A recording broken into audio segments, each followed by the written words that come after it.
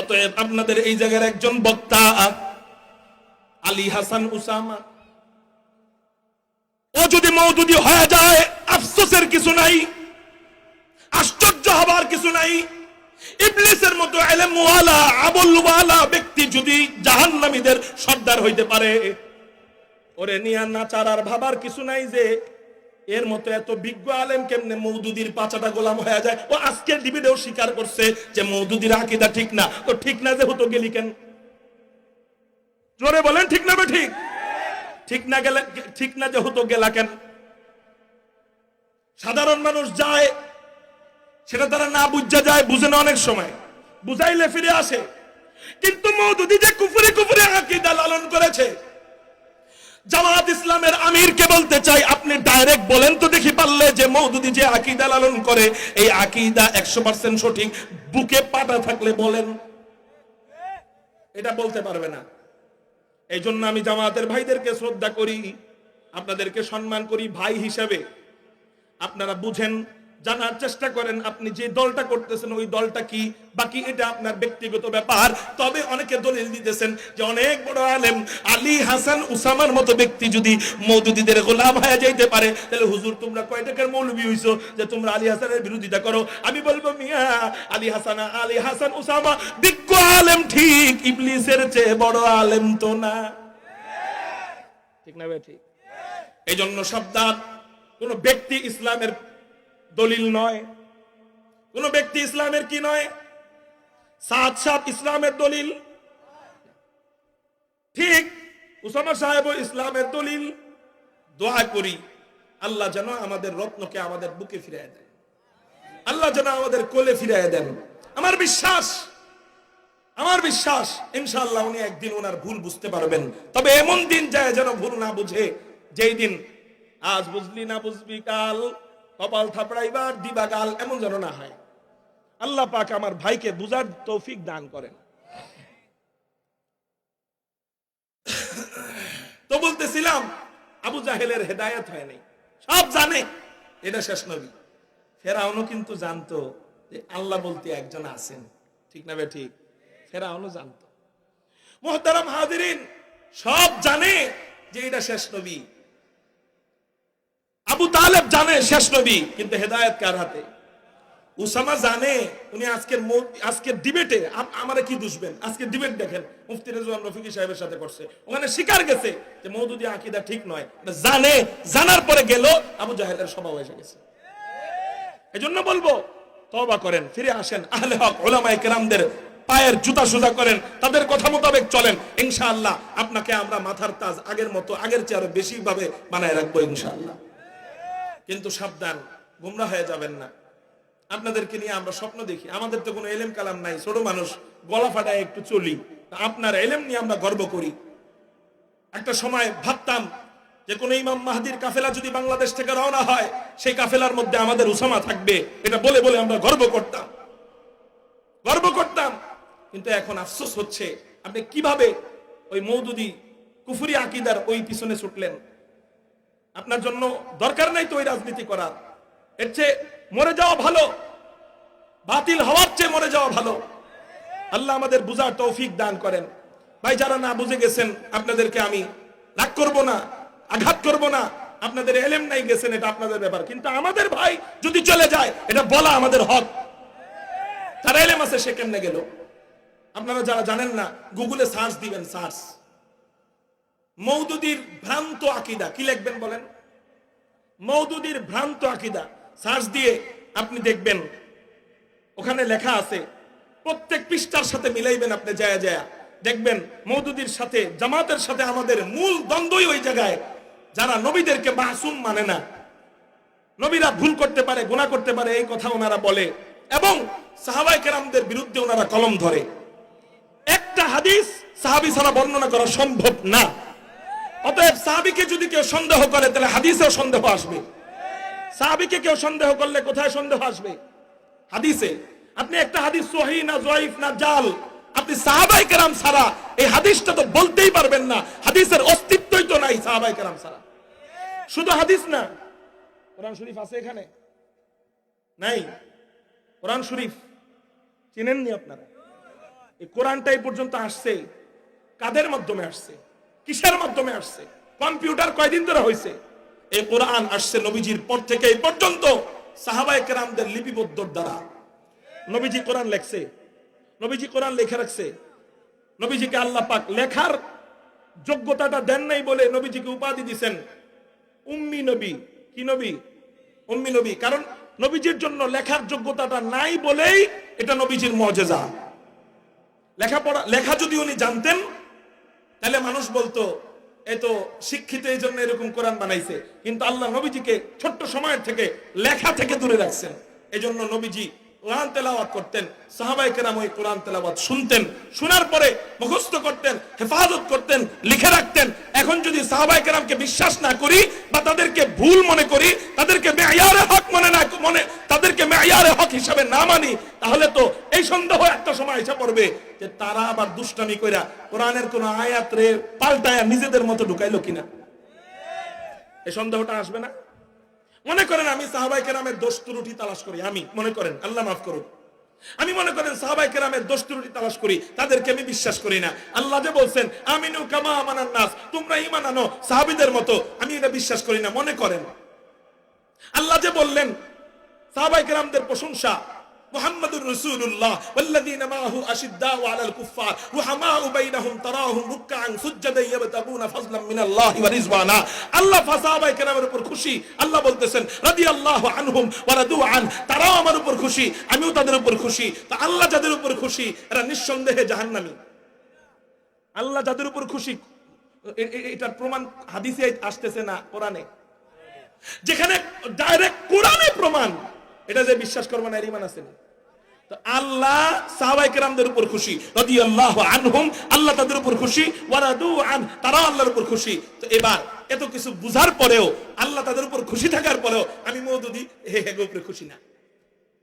আচ্ছা ঠিক আছে, এবার তাদের উপর যদি আমি খুশি না থাকি তার মানে তাদের উপর আমার সন্দেহ, তাদের উপর আমার কি সন্দেহটা যখন আসবে তখন আমার ভিতরে এই চিন্তাও আইসা যাবে যে হেরা কি কোরআনের কোন আয়াত নিয়ে আবার পলিটিক্স করে আমাদের মতো মুনাফিকি করে নিয়ে আবার কোন আয়াত ঢুকাই দিল। ঠিক না ভাই? ঠিক। এই সন্দেহ আসাটা স্বাভাবিক না অস্বাভাবিক? স্বাভাবিক। এই জন্য সাহাবায়ে কেরামদেরকে যারা বৃদ্ধাঙ্গুলি দেখায় তাদের সাথে আমাদের কোনো সম্পর্ক নাই। হইতে পারে রাজনৈতিক সমঝোতা, সেটা আলাদা, যে তুমি যে জায়গায় দাঁড়াইবা সেই জায়গায় আমি দাঁড়াবো না, আমি যে জায়গায় দাঁড়াবো তুমি দাঁড়াইও না, এটা রাজনৈতিক সমঝোতা। এটা আর আকীদা লালন করা, তাদের দলে ঢুকে যাওয়া কোনোদিন এক না। এই জন্য আমি অনুরোধ করব ভাই, আপনি দেখেন, স্টাডি করেন, জানেন তাদের আকীদা সম্পর্কে। জানলে অন্তত জানা থাকলে গর্তে পাড়া দিতে যাবেন না। ঠিক না ভাই? ঠিক। আল্লাহ আমার ভাইকে বুঝ দান করেন, বুঝার তৌফিক দান করেন, আমিন। মুহতারাম হাজিরিন, আমার সময় ছিল 10টা পর্যন্ত, সময় শেষ। আমি অল্প সময়ে আমার কথা বলে আমার বয়ান গুছিয়ে ফেলতেছি। মুহতারাম হাজিরিন, তো আমরা যেই প্রাণীকে বা যেই বস্তুকে, যেই জড় পদার্থ বস্তুকে মনে করি ও কথা বলতে পারে না, কিন্তু ওরও জান আছে, ওরও রূহ আছে। ঠিক না ঠিক? ও আল্লাহ পাকের জিকির করে, কোরআনের এই আয়াত প্রমাণ করে, কোরআনের এই আয়াতের দাবি যে ও আল্লাহ পাকের জিকির করে। তার মানে বোঝা গেল এই মরা খেজুর গাছ, এই মরা খেজুর গাছ আল্লাহ পাকের জিকির করে। এই মরা খেজুর গাছ আল্লাহর সাথে কথা বলে। মুহাদ্দিসিনে কেরাম ব্যাখ্যা করেন এই বড় খেজুর গাছ আল্লাহর কাছে দোয়া করলেন, ও মাওলা কারীম আল্লাহ, নবীজি আমার পিঠে হেলান দিয়ে খুতবা দিতেন, আমি নিজেকে নিয়ে গর্ববোধ করতাম। আজকে নবীজি মিম্বার পায়া আমাকে রাইখা দূরে সরে গেলেন। ও মাওলা কারীম আল্লাহ, নবীজি যেখানে চলে গেছে সেখান থেকে আমার কাছে টাইনা আনার সাধ্য তো আমার নাই, সামর্থ্য তো আমার নাই। কারণ তোমার রাসূলের যেই চাওয়া, সেই চাওয়ার বিপরীত তো তুমিই করো না, আমি কেমনে করব? ও মাওলা কারীম, অতএব আমি নবীজিকে আমার কাছে আনতে চাই না। তবে আল্লাহ, আমি যে রাসূলকে ভালোবাসি, রাসূলকে যে মহব্বত করছি, এই মহব্বতটা যদি একটু বুঝাইতে চাই, এতটুকু কি আমার অধিকার নাই? কে বলতেছে? কারে? আল্লাহ। নবীজিকে আমি আনতে যাব না, কারণ নবীজি যেখানে গেছেন সেই জায়গার বিরুদ্ধাচরণ আমি করতে পারবো না। কিন্তু আমি যে নবীজির ভালোবাসছি, ভালোবাসাটা বোঝানোর মতো অধিকারটুকু কি আমার নাই? আল্লাহ বলেন, কি বুঝাইতে চাস বল? ওই মরা খেজুর গাছ আল্লাহকে বলে, আল্লাহ, ও মাওলা কারীম আল্লাহ, তুমি আমারে মাফ করে দাও না। মরা খেজুর গাছ আল্লাহকে বলতেছেন, আল্লাহ, তুমি আমার দোয়া কবুল করে নাও। কি দোয়া? কিছুক্ষণের জন্য আমার জবানটা রাসূলের মুহাব্বত বুঝানোর জন্য খুইলা দাও।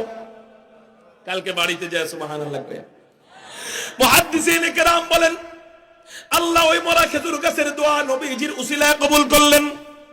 আল্লাহ ওর জবান খুইলা দিলেন। জবান খুলে দেওয়ার পর ও হাউমা করে কান্না আরম্ভ করে দেয়। সাহাবায়ে কেরাম দেখতে পায়, শুনতে পায় মসজিদ নববীর ভিতরে শিশু বাচ্চার মতো কে যেন কাঁদে, ডানে তাকায় বামে তাকায়, কোনো কান্নার ব্যক্তি খুঁজে পায় না। নবীজি বাম দিকে তাকায় বুঝে ফেলেন মরা খেজুর গাছ নবীজির বিরহ যন্ত্রণায় কাঁদতেছে। নবীজি খুতবা বন্ধ কইরা মরা খেজুর গাছের কাছে যায়, মরা খেজুর গাছকে জোরে ধরে চুমু দেয় আর সান্ত্বনা দেয় আর বলে, এই মরা খেজুর গাছ তুই আমার প্রেমে কানলি, তুই আমার মোহাব্বতে কানলি তাই না? আচ্ছা ঠিক আছে, যা যা যা, তুই যে আমার একটু মোহাব্বত দেখাইলি এই জন্য আমি তোর জন্য কি অফার নিয়ে আসলাম জানোসনি? কি অফার? আমি যখন হাসরের ময়দান থেকে জান্নাতে যাব তুই আমার একটু মোহাব্বত দেখাইলি, কয়েক মুহূর্ত মোহাব্বত দেখাইলি, এই জন্য আমি নবী তোরে কখনো ভুলবো না। আমি যখন আমার উম্মতের বিশাল কাফেলা নিয়া জান্নাতের দিকে হাইটা হাইটা যাব তখন আমি তোরে ভুলবো না। ও মরা খেজুর গাছ তুই আমার মোহাব্বত দেখাইলি এই জন্য আমি আল্লাহর কাছে তোর ব্যাপারে সুপারিশ কইরা তোরে আমার সাথে নিয়া জান্নাতে যাব। रहमतुल लिल आलमीन खान तशखुदा वंदे करीम वमा अरसलनाका इल्ला रहमतल लिल आलमीन।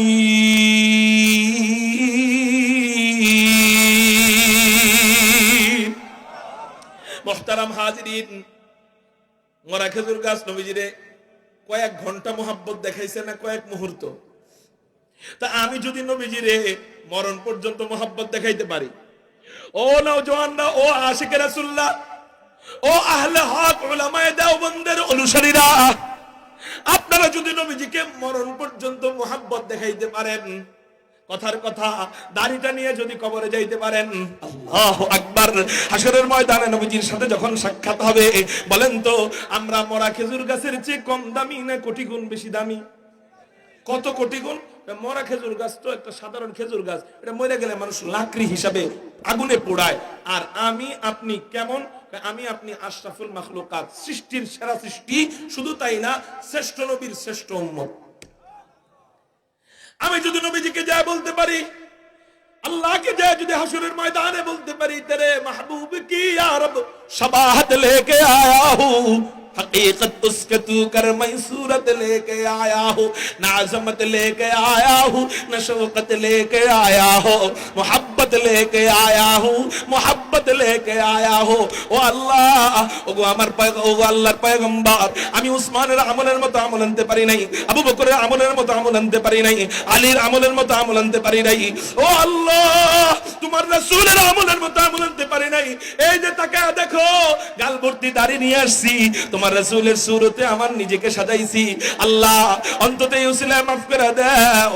নবীজিকে যা যদি বলতে পারি, ওগো রাসূল আপনি কেমন নবী, আপনি কেমন রহমতওয়ালা নবী, মরা খেজুর গাছ সামান্য ভালোবাসা দেখায়, এই জন্য ওরে নিয়ে যদি আপনি জান্নাতে যাইতে পারেন, অথবা ওরে যদি আপনি যা সান্ত্বনা দিতে পারেন, আমি আপনার কারণে দামি। আমরা কার কারণে দামি? নবীজির কারণে। কারণ নবীজির উম্মত, সেই হিসেবে আমরা নবীজির কারণে দামি, শেষ নবীর উম্মত। ওগো রাসূল ও সামান্য ভালোবাসা দেখাইছে, ও উম্মত না, তারপরেও যদি আপনার সাথে জান্নাতে যাইতে পারে, আমি সামান্য নয়, মরণ পর্যন্ত সুন্নতের উপরে চলছি, মরণ পর্যন্ত আমার ফ্যামিলিকে পর্দা করাইছি, মরণ পর্যন্ত 5 ওয়াক্ত নামাজ ঠিকমতো পড়ছি, মরণ পর্যন্ত রোজাটা ঠিকমতো রাখছি, মরণ পর্যন্ত কোনো আলেমরে কষ্ট দেই নাই, মরণ পর্যন্ত কোনো আলেমরে গালি দেই নাই, মরণ পর্যন্ত দাড়িটা রেখেছি, মরণ পর্যন্ত সুদ খাই নাই। ও রাসূল, সামান্য মোহাব্বত দেখানোর কারণে তোমার উম্মত না, তারপরেও যদি তোমার সাথে ও জান্নাতে থাকতে পারে, আমি মরণ পর্যন্ত ভালোবাসা দেখাইছি। আল্লাহ যদি আমার কিয়ামত পর্যন্ত হায়াত দিত, কিয়ামত পর্যন্ত ভালোবাসা দেখাইতা, তাহলে আমারে ফালায় আপনি কেমনে জান্নাতে যাবেন? কি মনে হয় যে নবীজি বোরাক, মনে আছে নি? যে নবীজি বোরাক উম্মতের জন্য হবে কি হবে না এটা না যায় না ওঠে না, সেই নবীজি ওই দিন হাশরের ময়দানে যখন আপনি সুন্নতের সাইনবোর্ড দেখাবেন, আপনারা ফালায়া রেখে জান্নাতে যাইবো গাতো? হ্যাঁ যাইবো না? এই বিশ্বাস আসেনি? কার কার আছে? আল্লাহু আকবার বলে হাত উঠা, আরো জোরে আল্লাহু আকবার, আলহামদুলিল্লাহ বলে হাত নামা। যদি এই বিশ্বাস থাকে তাহলে নবীজির সামনে বলার মতো একটা যোগ্যতা তৈরি করতে হবে না? এই যোগ্যতাটা আমরা আমাদের নবীর সুন্নত দিয়া সাজাবো। কি দিয়া বলেন না? আমার ফ্যামিলি, আমার পরিবার, ব্যক্তি জীবন, পারিবারিক জীবন, সামাজিক জীবন, রাষ্ট্রীয় জীবন সুন্নত মোতাবেক সাজাবো। মান আহাব্বা সুন্নতি ফাকাদ আহাব্বানি ওয়া মান আহাব্বানি কানা মাই ফিল জান্নাহ। নবীজি বলেন, যে ব্যক্তি আমার সুন্নতকে ভালোবাসলো সে যেন আমাকেই ভালোবাসলো, আর যে আমাকে ভালোবাসলো কানা মাই ফিল জান্নাহ, সে আমার সাথেই জান্নাতে থাকলো। চিৎকার দিয়া বলেন সুবহানাল্লাহ। তাহলে নবীজির সাথে যদি জান্নাতে থাকতে চাই, সুন্নতের বিপরীত, সুন্নতের খেলাফ কখনোই কোনো কাজ করব।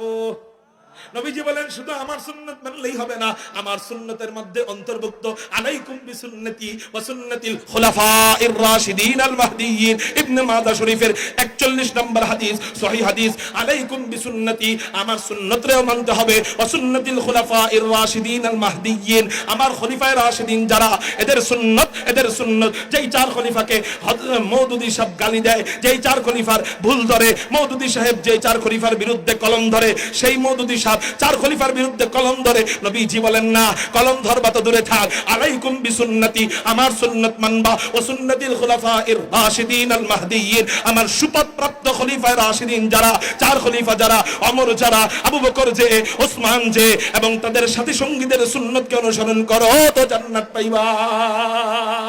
আল্লাহ আমাদেরকে রাসূলের সুন্নাত, সাহাবায়ে কেরামদের সুন্নাত মাইনা জান্নাত পাওয়ার তৌফিক দান করেন ইনশাআল্লাহ। আজকে থেকে একজন ব্যক্তিও আর 5 ওয়াক্ত নামাজ কাজা করব না। রাজি আছেন কারা কারা? আল্লাহু আকবার। হাত নামান, এটা হাত উঠাইছেন, এখন দাঁড়াইবেন। আজকে থেকে ইনশাআল্লাহ আর নবীর কলিজায় খুর লাগাবো না, ছুরি আর চালাবো না, ব্লেড চালাবো না, ইনশাআল্লাহ দাড়ি কাটবো না। রাজি আছেন কারা কারা? আল্লাহু আকবার। দাঁড়ায় যান, দাঁড়ায় যান, দাঁড়ায় যান, দাঁড়ায় যান। রাজি আছেন ইনশাআল্লাহ? দাড়ি রাখবেন ইনশাআল্লাহ? আর জীবনে দাড়ি কাটবেন না তো ইনশাআল্লাহ? আগামীতে যদি আসি দাড়িওয়ালা চেহারা নিয়ে দেখা করতে পারবেন না ইনশাআল্লাহ? আসসালামু আলাইকুম ওয়া রাহমাতুল্লাহি ওয়া বারাকাতুহু। বসেন বসেন বসেন।